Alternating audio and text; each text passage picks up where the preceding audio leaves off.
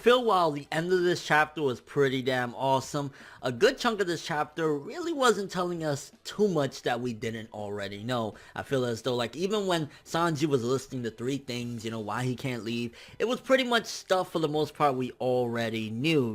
He can't leave Owner's F behind, he, disrespected Luffy and the whole honor thing, and I guess to a certain degree you could even infer, like, yeah, the Vince Smoke are pieces of shit, but Sanji don't roll that way. He's not gonna allow people to die because of him. So the chapter overall didn't really, like, showcase that many things, and honestly it was even a little bit slow paced, but there were a few little golden nuggets here or there within the chapter to kind of talk about. Okay, so the beginning of the chapter in general, when they're in the mirror world and they're talking and they're like, hey, how we can't find Sanji. Well, obviously you're not going to be able to find Sanji, he's not in the mirror world, and that whole scene in general was just kind of to get more of the characters up to date with what's going on. Chopper finding out what Sanji's been up to and how he fucking basically was kicking the shit out of Luffy. That was kind of a, typical reaction to Chopper. Still funny in my opinion to see him like, what?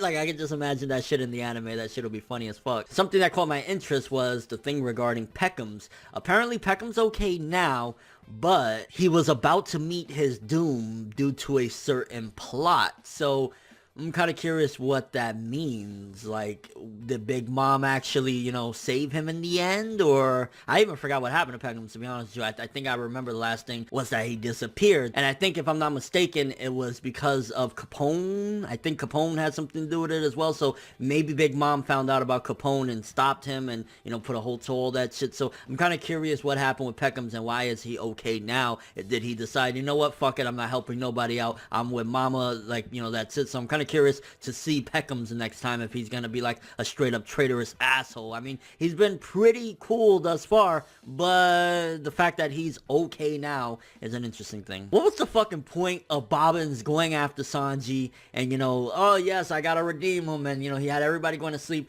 if he was just gonna fucking fall face first into the ground and not be able to do shit? I was just kind of like, so Sanji did put a halt to Bobbin. So, I mean, at the end of the day, we know Sanji's awesome. I was going to say, so we know Sanji's powerful as fuck. But yeah, there was really no point of showcasing the Bobbin scenes. I guess maybe later on, once he gets up off the floor, once he wakes up from the ass whipping, because he was even, like, I think drenched in blood. He was dripping blood everywhere. So Sanji did a number on him at the very least. But again, it's kind of like, unless it's for later events throughout the arc, maybe when they're going to crash the ceremony and Bobbins wakes up in that spot, or maybe it's going to give an idea to Big Mom and that's going to stop the wedding from happening altogether. What the fuck was the point of us seeing Bobbins chasing after Sanji and then falling in the middle of the street? I was just like, you poor pathetic motherfucker, get up. And then of course Oda makes sure he got to drive it home one more time, like, in case you motherfuckers feel bad for the Vince Smoke, in case you actually like, nah, they might be good. No, they're bad, they're pieces of shit, as they're celebrating to the failure, to the dud, talking about how Sanji helped them do things even though he's a failure and a dud. And I'm like,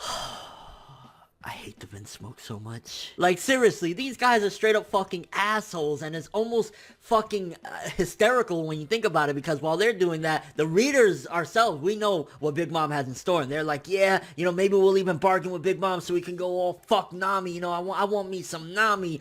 And the readers, we're all there thinking like, you piece of shit. You got it coming to you. And I hate the fact that Sanji, like, even gives a shit about these people. These people deserve for Big Mom to fucking eat them motherfuckers, alright? Like, they don't deserve nothing good happening to them. And while I'm reading that, I'm like, ooh, I can't wait for Big Mom to get you motherfuckers. And Oda made sure yet again, like I said, to, yeah, by the way, they're assholes, which hopefully means that Oda's gonna do something horrible to them. I feel terrible saying that, but they're pieces of shit. They're garbage. They're fucking human scum. They need to be dealt with. And Big Mom, her ceremony, like, as long as Sanji and our people are out the way when that happens, like, just, kill him, Big Mom. Just kill him. And you can see it feels as though, like, Sanji's got PTSD after what Pudding did to him. Like, when Luffy's eating the food and, Sanji just forewarned him, hey, that been dropped with rain and all sorts of shit. And he's like, nah, man, it's delicious. And he's eating it up. And Sanji's like, you liar.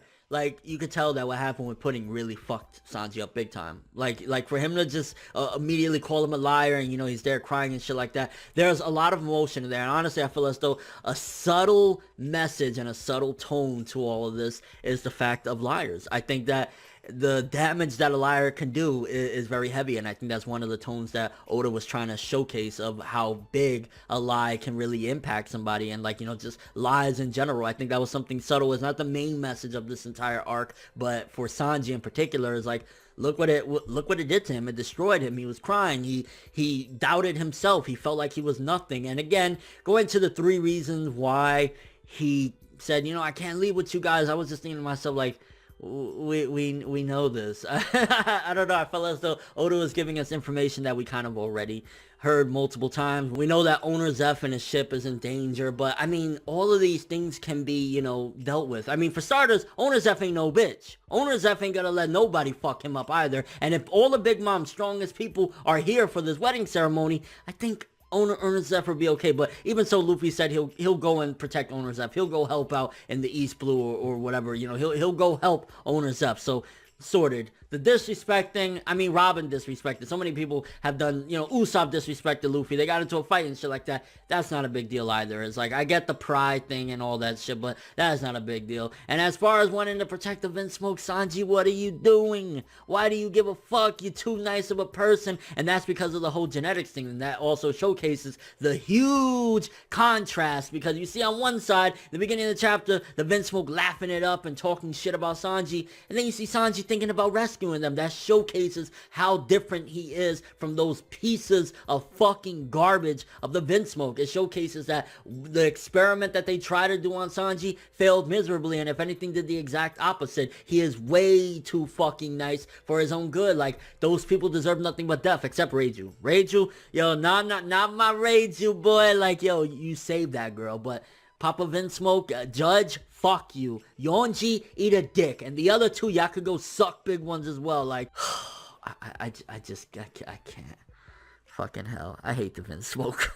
And then in the end, when Luffy fucking punches Sanji and he's like, tell me the truth. Yet again, diving into the whole message of lying ain't good. And I think that also helps Sanji to realize, yo, what am I doing? I'm pulling the same pudding bullshit. Like, I'm not, like, come on, stop it, Sanji. And when he finally broke down crying, he's like, that's going to be great in the anime. And I don't watch the anime that often, but I will check out that episode at the very least, because I know that's going to be filled with emotion between the voice acting, Luffy and Sanji. All of that shit is going to be amazing. So I'm actually looking forward to seeing that in the anime. And with all that being said, honestly, this chapter, as I started this video with, it wasn't that much new content that we did get. I think we got a little bit more progression now that Luffy finally said, yo, we're gonna wreck that wedding together. So they're gonna come up with a plan. We got Luffy and Sanji on the same page. Luffy's eating, so he's, you know, healthed it up again. He's good now. So we got that. But like, a lot of the information of us knowing the 3 reasons why Sanji won't go back to the Straw Hats, them being in the mirror world and talking, like, it wasn't really any big things. And also Bobbins being fucking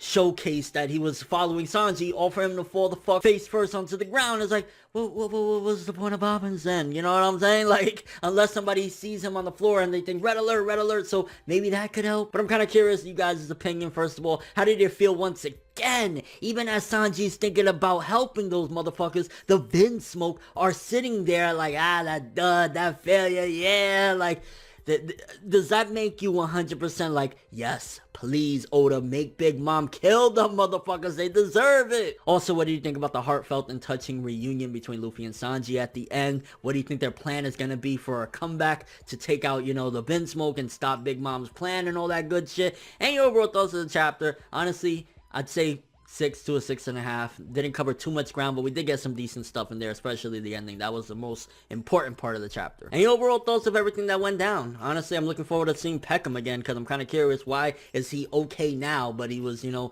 on the verge of doom because of the plot. Like, what plot are they talking about? Is it about Capone? Is it about him helping the Straw Hats? What plot was leading him towards his doom? And do you think one of the subtle messages Oda was trying to give us is, you know, lying is bad. Lying is a bad thing, and that's why, like, you know, Luffy was like, tell me the truth, and all that good shit, and Sanji saying, you know, you're lying, when Luffy was eating his food. Like, I think that was something in there. And unfortunately, no chapter next week, so 2-week wait for the next chapter, where they're gonna have their final comeback and go up against Big Mom, hopefully, and all that good shit with the wedding. So 2 weeks from now sucks, but yeah, we gotta wait. So again, yeah. But that's all I have for this one. Thanks for watching. Hope you enjoyed. If you liked anything I had to say or enjoyed the video, drop me a like. I'd greatly appreciate it. And if you want more from me, make sure to subscribe. Follow me on Twitter, Instagram, and stalk my Facebook to get more when the video ends. I'm ForneverWorld, and as always, people, Have an awesome day.